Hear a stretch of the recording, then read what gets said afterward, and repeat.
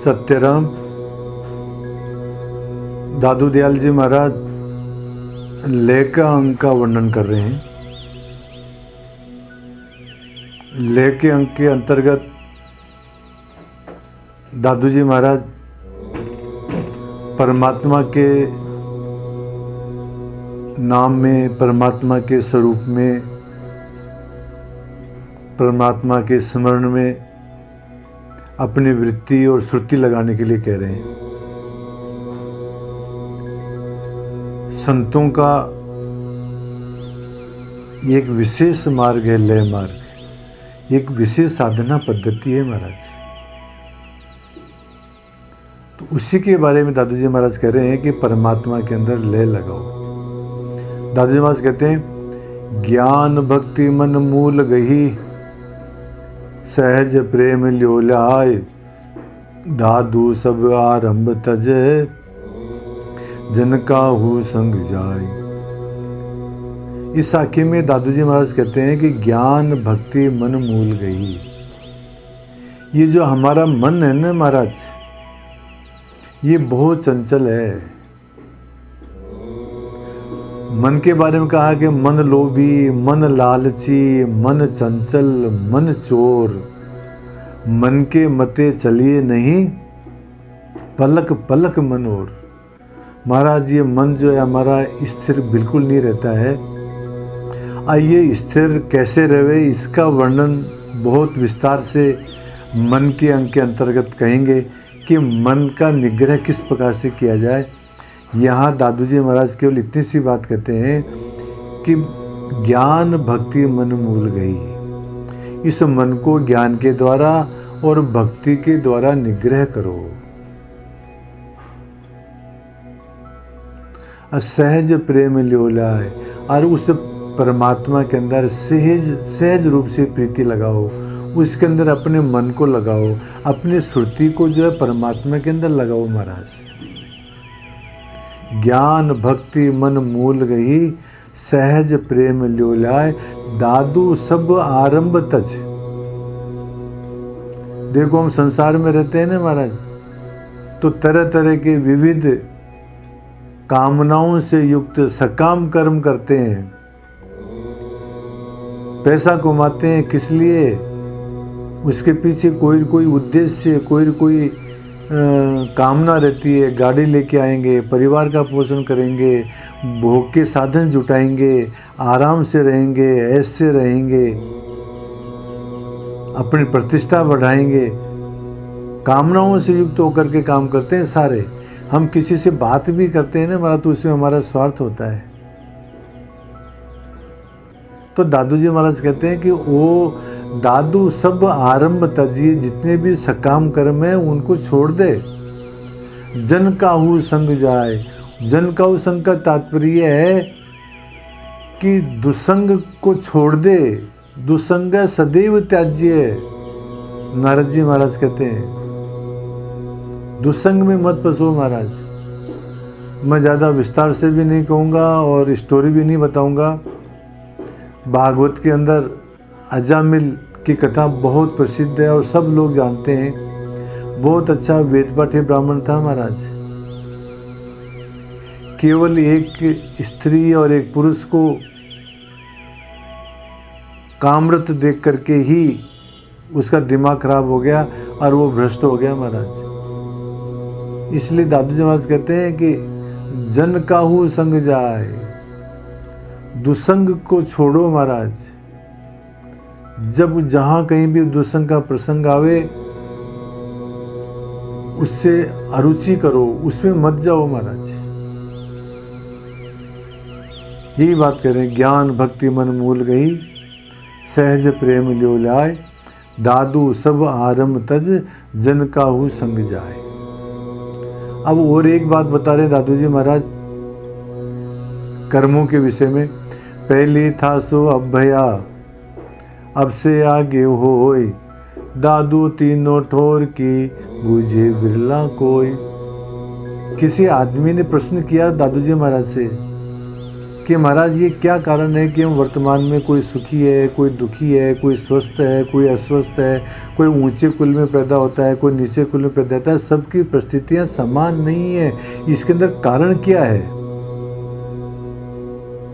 तो दादू जी महाराज कहते हैं कि पहली था सो अभया, जैसे पहले के जन्म में हमने कर्म किए उसी कर्म के हिसाब से हमारे को वर्तमान परिस्थिति, माता पिता, कुल, परिवार, शरीर, स्वास्थ्य, रंग, स्वभाव सब उसी के हिसाब से मिले महाराज हमारे को।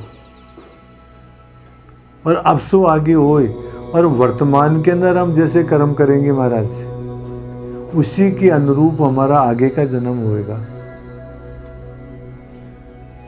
दादू तीनों ठोर की बूझे बिरला कोई, पहले क्या था, अब क्या है और आगे क्या होगा, इसके बारे में तो महाराज कोई बिरला ही संत लोग ही जानते हैं। जो तत्वदर्शी हैं लोग वो ही जानते हैं, सब लोग नहीं जान पाते हैं। तो यहाँ कहने का तात्पर्य है दादू जी महाराज का कि हमारे को बहुत ही सोच समझ करके कर्म करने चाहिए। इसको एक प्रसंग के माध्यम से समझने की कोशिश करो।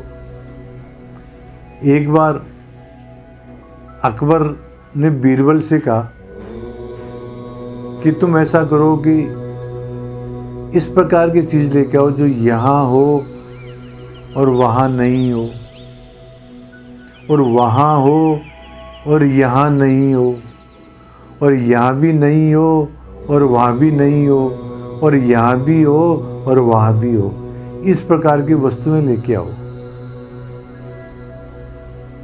बीरबल ने कहा कि ले आऊँगा महाराज। दूसरे दिन जो है बीरबल 4 व्यक्तियों को लेकर के पहुंचा और अकबर से कहता है कि जो आपने जो प्रश्न किया था ना महाराज, उसका उत्तर लेके आया हूँ। तो उसने कहा कि तुम तो 4 व्यक्ति लेके आए हो, ये मेरे प्रश्नों का उत्तर है क्या? कहते हाँ महाराज जी आपके प्रश्नों का उत्तर है। कह कैसे है? तो बीरबल कहता है कि महाराज आपने ये कहा था कि यहाँ है और वहाँ नहीं, वो चीज़ लेके आओ। तो उन्होंने कहा कि महाराज ये वेश्या है, इस वेश्या के रूप के ऊपर, इसके नृत्य के ऊपर, इसके श्रृंगार के ऊपर बहुत सारे आदमी मुग्ध हैं महाराज। आपकी ये प्रसिद्ध और प्रमुख राज नर्तकी है, आप भी इसके ऊपर मोहित हैं महाराज। ये कोई भी बात कहे तो आप भी उसको करने के लिए तैयार हो अभी, परंतु इसकी वैल्यू इसी जीवन के अंदर है, इसी जन्म के अंदर है, आगे इसका भविष्य उज्जवल नहीं है। ये आगे जाकर के नरक में जाएगी महाराज, वेश्या है इसलिए ये यहाँ तो है, यहाँ तो इसका रूप भी है, रंग भी है, ऐश्वर्य भी है, पैसा भी है, सब कुछ है, दास दासियाँ भी हैं इसके पास में, परंतु आगे कुछ नहीं होने वाला, इसके भविष्य खराब है। फिर दूसरा कहा महाराज आपने कि वहाँ है और यहाँ नहीं है। तो उन्होंने एक फकीर को लेके आए कि महाराज ये साधु है फकीर, इसको इस समय कोई नहीं पूछता है, मिल जाता है तो रोटी खा लेता है, जहाँ चाहे सो जाता है, परमात्मा का भजन करता रहता है। इसकी वर्तमान के अंदर कोई वैल्यू नहीं समझ रखी किसी भी आदमी ने, इसकी यहाँ तो वैल्यू नहीं है, परंतु चूंकि परमात्मा का भजन कर रहा है, ये अपना भविष्य सुधार रहा है महाराज, इसलिए परमात्मा के यहाँ पर इसकी वैल्यू है, वहाँ अगले जन्म के अंदर इसकी वैल्यू होएगी। इसको जो है मतलब अच्छा कुल अच्छी गति होएगी इसकी महाराज। और ये कि लकड़ आ रहा है, न ये यहाँ है न वहाँ है, ये जो है बहुत मुश्किल से लकड़ी काट करके अपना पेट भरता है, तो वर्तमान में भी दुखी है, और चूंकि आगे के लिए भी कोई सत्कर्म नहीं कर रहा है तो आगे भी दुखी रहेगा। तो न तो इसका वर्तमान सुखी है और न इसका भविष्य सुखद है। और ये चौथा, ये सेठ जी हैं महाराज, ये वर्तमान में भी सुखी हैं, क्योंकि इन्होंने पहले बहुत अच्छे कर्म किए थे, इस कारण से इनके पास में पैसा है, इनके पास में वैभव है, इनके पास में कोठी है, इनके पास गहने हैं। और चूंकि ये अभी भी जो है सदाव्रत करते हैं, पुण्य करते हैं, धर्मशालाएं बनाते हैं, दूसरों को दान देते हैं, दूसरे का सहयोग करते हैं, इसलिए इनका भविष्य भी क्या आगे भी क्या सुखद है महाराज।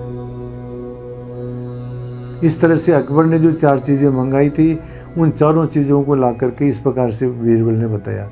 तो कहने का तात्पर्य यही है महाराज कि हमने जैसे पहले कर्म किए थे उसका हम वर्तमान में भोग रहे हैं, और वर्तमान में जैसा कर्म करेंगे उसका फल हमारे को आगे मिलेगा। इसलिए हमारे को बहुत ही सोच समझ करके काम करना चाहिए। और इस प्रकरण के अंतर्गत हमारे को क्या करना चाहिए कि परमात्मा की कृपा से हमारे को मनुष्य शरीर मिला है, इसलिए हमारे को परमात्मा की भक्ति के अंदर लो लगाना चाहिए, परमात्मा की भक्ति करनी चाहिए, परमात्मा के अंदर सुरती लगानी चाहिए महाराज। ये तात्पर्य है दादू जी महाराज का। चतुरदास जी महाराज हुए दादूपंथी, वो कहते हैं दिया लिया दफ्तर चढ़े, छाजन भोजन रोक, चतुरदास दरबार में मंडे थोक के थो। हम जो कुछ भी करते हैं ना महाराज, इनसे सब नोट होते हैं। तो आप कहोगे महाराज वहाँ कोई बैठा हुआ है क्या हमारे कर्मों को देखने वाले? तो इसका तात्पर्य ये है महाराज कि ऑटोमेटिक सिस्टम है। जिस प्रकार से रिकॉर्डिंग होती रहती है, आजकल कैमरे लगे हुए रहते हैं और ऑटोमेटिक रिकॉर्ड होती रहती है, इसी प्रकार से महाराज परमात्मा के यहाँ पर भी चित्रगुप्त है, जो ये सब लेखा रोका रखता है। चित्रगुप्त का मतलब हमारा जो वीडियो है वो इस समय वो बढ़ाता रहता है, वो गुप्त है महाराज। इस समय ऑटोमेटिक सिस्टम है। हम जो कुछ भी अच्छे कर्म करते हैं, बुरे कर्म करते हैं, वो सब रिकॉर्ड होते हैं महाराज। तो इसलिए चतुरदास महाराज दिया लिया दफ्तर चढ़े, हम जो भी अच्छे कर्म करते हैं, जो कुछ भी देते हैं लेते हैं, कुकर्म करते हैं सत्कर्म करते हैं, वो सब जो है उनका सबका रिकॉर्ड है। छाजन, किसी को कपड़ा दिया तो भी, किसी को भोजन दिया तो भी, किसी को पैसा दिया तो भी, ये सब महाराज वो चित्रगुप्त के यहाँ पर जो रिकॉर्डेड है सारा काम। चतुरदास दरबार में चढ़े मंडे थोक के थोक, ये सब हमारे रिकॉर्डिंग होती है महाराज वहाँ पर। और हम वहाँ पर जाते हैं तो वो वीडियो प्ले होता है हमारा कि हमने क्या किया क्या नहीं किया। इसलिए बहुत सोच समझ के कर्म करने चाहिए, परमात्मा की भक्ति करनी चाहिए महाराज। चलो अस्तु। फिर भगवान के प्रति लो लगाने के लिए, वृत्ति लगाने के लिए फिर दादू जी महाराज कहते हैं, जोग समाधि सुख सुरति सो सहजे सहजे आव, मुक्ता द्वारा महल का यह भक्ति का भाव। यहाँ 2 मार्ग बता रहे हैं दादू जी महाराज परमात्मा को प्राप्त करने का। एक तो योग समाधि और सुख सुरति। योग समाधि का तात्पर्य अष्टांग योग से है, यम नियम आसन प्राणायाम धारणा ध्यान समाधि। तो ये एक तो अष्टांग योग है महाराज। और दूसरा मार्ग बताते हैं सुरति सो, लय मार्ग। परमात्मा के अंदर हमारी सुरति लगी रहे, परमात्मा के अंदर हमारी वृत्ति लगी रहे, परमात्मा के स्वरूप में हमारी वृत्ति लय हो जाए। तो जोग समाधि सुख सुरति सो सहजे सहजे आओ। दादू जी महाराज कहते हैं या तो योग समाधि के द्वारा अथवा सुरति के द्वारा हमारे को परमात्मा की ओर चलना चाहिए, परमात्मा के अंदर हमारी वृत्ति लगनी चाहिए। इसमें भी बताते हैं कि योग और समाधि का मार्ग तो बहुत लंबा है, और ये जो सुरति वाला काम है ये शॉर्टकट है महाराज। उसमें तो 8 पायदान है, यम है, नियम है, आसन है, प्राणायाम है, धारणा है, ध्यान है, फिर समाधि है। और इस सुरति के अंदर तो जो है मतलब सहज में ही काम है, केवल परमात्मा का स्मरण करना है, परमात्मा के स्वरूप में अपनी सुरति लगानी है। ये सहज मार्ग है महाराज। तो चलो दादू माँ कहते कैसे भी करो पर परमात्मा की तरफ आओ, योग समाधि के द्वारा अथवा सुरति के द्वारा। योग समाधि सुख सुरति सो सहजे सहजे आओ, परमात्मा की ओर बढ़ो महाराज। आप कहते हैं मुक्ता द्वारा महल का, परमेश्वर का जो द्वार है वो तो खुला हुआ है महाराज, कोई भी आओ। बंध नहीं है। कोई भी जब प्रवेश करो, पर प्रवेश करने का तरीका क्या है? योग समाधि सुख सुरति, अथवा ये जो हमारे को जो मनुष्य शरीर मिला है ना महाराज, ये ही मुक्ति का द्वार है। मनुष्य शरीर के माध्यम से ही हम मुक्ति प्राप्त कर सकते हैं महाराज। इसलिए दादू जी महाराज कहते हैं कि बहुत दुर्लभ अवसर हमारे को प्राप्त है कि हमारे को मुक्ति प्राप्त कर लेनी चाहिए।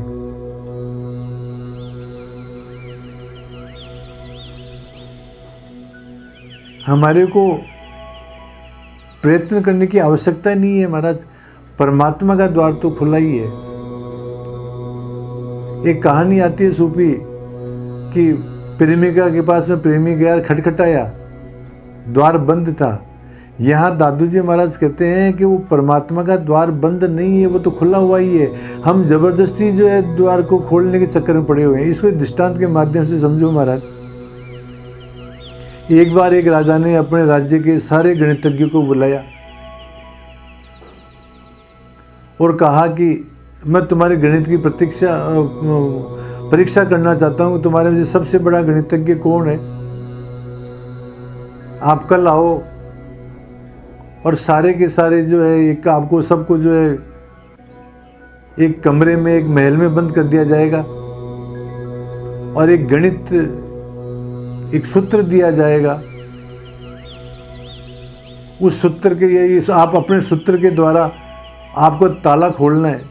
आपके गेट के ऊपर ताला रहेगा और वो ताला ऐसा रहेगा कि वो गणित के सूत्रों के द्वारा अपने आप खुल जाएगा। वो जैसे ये अटैची वगैरह के अंदर लॉक होता है ना, उसके अंदर अपन नंबर जो फीड करते हैं वो खुल जाता है। इसी प्रकार से वो ताला खुलेगा।